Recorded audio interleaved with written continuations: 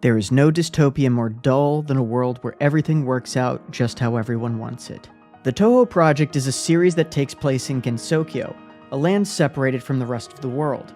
But what if it had a story that takes place outside of Gensokyo? Well, that story actually exists, and it's been ongoing for more than 20 years. I'm of course talking about the Hifuu Club, also known as the Secret Seal Club. The story of the Hifuu Club is told through a series of vignettes or short stories that accompany ZUN's music album releases. Music-wise, these albums contain both original tracks and arrangements of songs from the Touhou games, typically to be more for casual listening rather than gameplay accompaniment. The stories themselves are very short. In fact, reading all of them together takes less than a few hours. Though I will note that while the first album of ZUN's music collection, Doll and Pseudo Paradise, has a story, it is not Hifuu.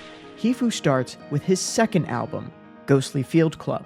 It is here we are introduced to our two main characters, a pair of Japanese university students named Maribel Hearn and Renko Usami, though Maribel's original pronunciation is closer to Maeriberi. However, she says that since her name is hard to pronounce in Japanese, Renko calls her Mary. Each story focuses entirely around their club activities, which on paper is studying the occult, but its true purpose is to seek out the boundaries of reality, where it is possible to enter another world. In Ghostly Field Club, Renko and Maribel try to find the entrance to the netherworld at a cemetery that Renko had located using her ability. And right here I would like to pause and point out, yes, both of them possess abilities like Gensokyo residents. Renko can determine time and location by looking at the sky, even within a picture, and Maribel has the ability to see boundaries, what Yukari is able to manipulate. It is heavily implied that the two are connected, if not the same person. Aside from ability, ZUN has even acknowledged their shared namesake, Lafcadio Hearn. He was a foreigner who changed his name to Koizumi Yakumo when he became a Japanese citizen.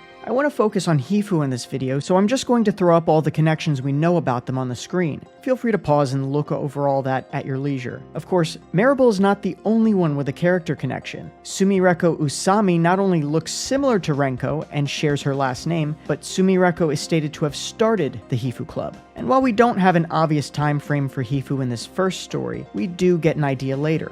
In Changeability of Strange Dream, Maribel talks about the world she had been visiting lately in her dreams. It is here we learn her ability to view boundaries of other worlds has been present in her family lineage since ancient times. And as we will come to find, this ability is central to the overarching story. In the dream, she describes visiting a scarlet mansion near a sparkling lake and speaking with a maid there. Later into the night, she loses her way in a bamboo forest. Of course, she's describing the Scarlet Devil Mansion and the Bamboo Forest of the Lost. But this isn't the strange part. After waking up, she found herself still possessing cookies from the mansion and bamboo shoots from the forest. This leads to a talk about dream and reality. How in their modern day, the belief is that the dream self and the reality self each exists. This story came out in 2004, by the way. We got proper confirmation of the dream world in 2015 with Legacy of Lunatic Kingdom. Another fun thing she mentions here is the extinct Japanese wolf, which is what Kagero is based on. In the end, Renko determines that Maribel had crossed the boundary of dream and reality itself rather than simply dreaming. She questions whether Mary's ability to see boundaries was becoming one to manipulate them.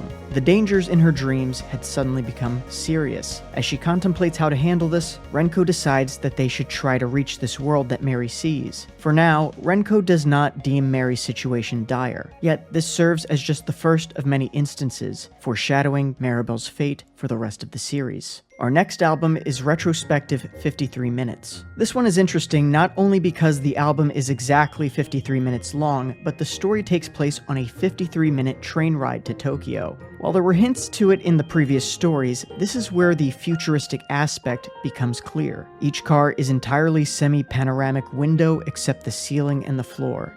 In other words, the walls of the Shinkansen are its windows. We get several details about the train like this alongside descriptions of a beautiful Japanese countryside. Only these descriptions are quickly subverted. Everything they see in the windows are fake. Nothing more than pretty screens to entertain passengers. In fact, the train is entirely underground, contrary to its visuals. Mount Fuji appears beautiful on the screen, but in reality, it is a shadow of its former self. Retrospective 53 Minutes is our first glimpse into just how artificial the world has become in the years since our current day.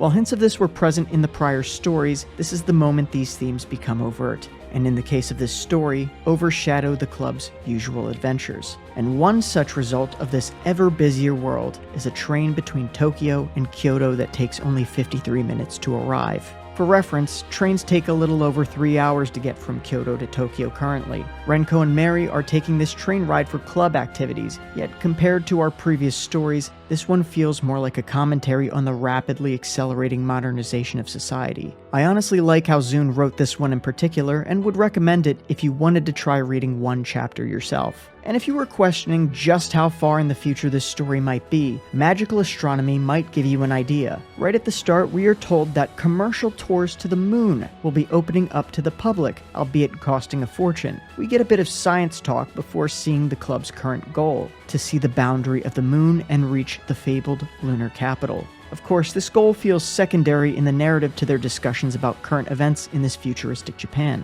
Things like unified theories of mathematics and late-stage capitalism leading to population control. Each chapter is written with touches of personal commentary on global modernization for both the near and not-so-near future, something that Zune seems to enjoy adding to his writing. But those aside, Mary does eventually see the lunar capital as we know it in Touhou, leading to our next story, Trojan Green Asteroid. This is where the stories start to have a bit of continuation. Our main characters discuss the Torifune satellite, a terraforming project floating in space that was said to have experienced an unfortunate accident, resulting in all life aboard perishing. However, Mary believes otherwise. Much like her previous dream, she found herself aboard the satellite in what appeared to be a dense, thriving jungle, and among all of it stood a Shinto gate dedicated to Ame no Torifune. Equipped with this knowledge, the two of them visit a shrine dedicated to the god and traveled to the satellite together. Mary actually succeeds in bringing Renko along. Their trip is short-lived, however, as they are attacked by a beast resembling a chimera and return to the shrine. While Renko is unbothered, Mary feels extremely alarmed. She would later realize that she had sustained a scratch during the dream and have it checked out, leading to our next story, Neo-Traditionalism of Japan. We learn Mary's cut had been more serious than initially thought, leading her to be quarantined in a remote area in the mountains. Such a drastic measure had to be taken because she had contracted a virus that did not exist on Earth. When the story begins, Mary has already been released from the hospital. During her stay, her powers had become stronger. She no longer saw just the boundaries of other worlds. She was beginning to see the worlds themselves while still awake, visiting them.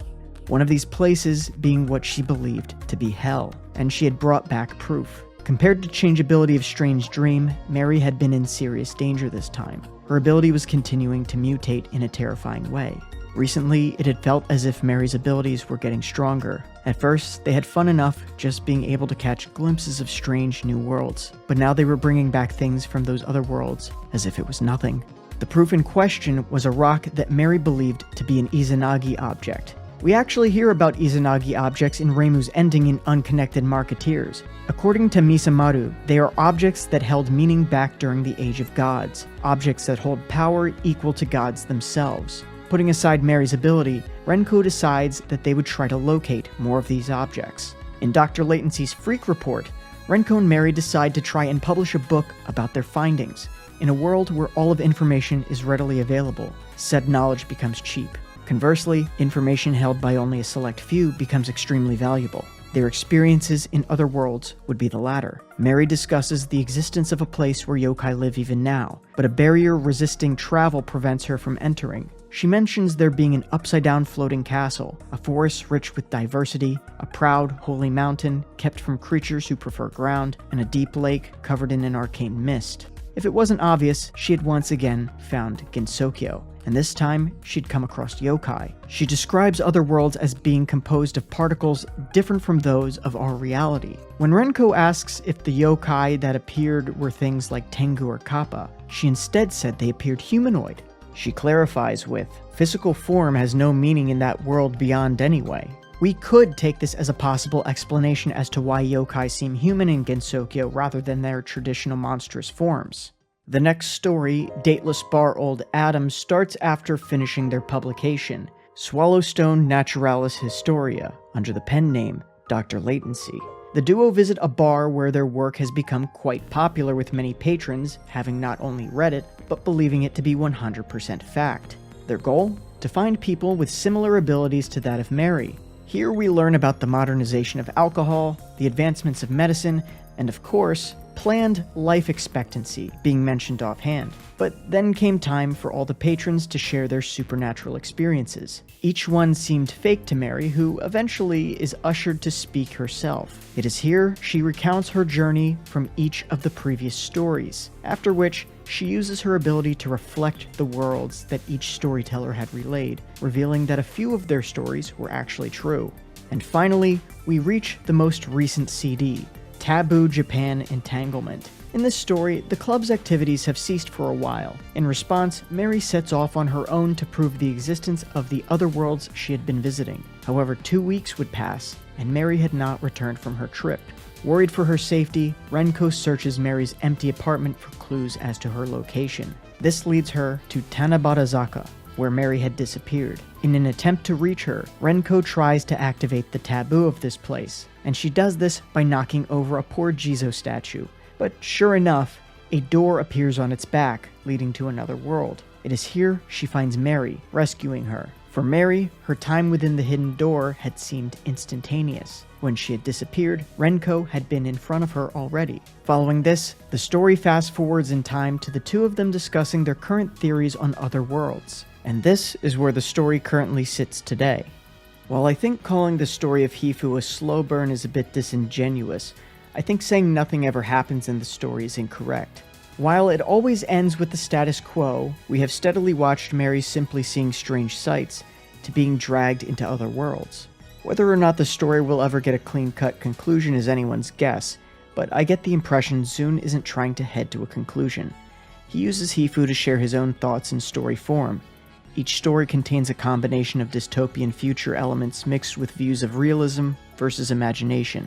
In fact, I'm going to put a huge list of all the dystopian elements that have been presented as of now on the screen. Each reading, alongside its plot, offers stray thoughts as to our possible future, a world where there is no room left for imagination.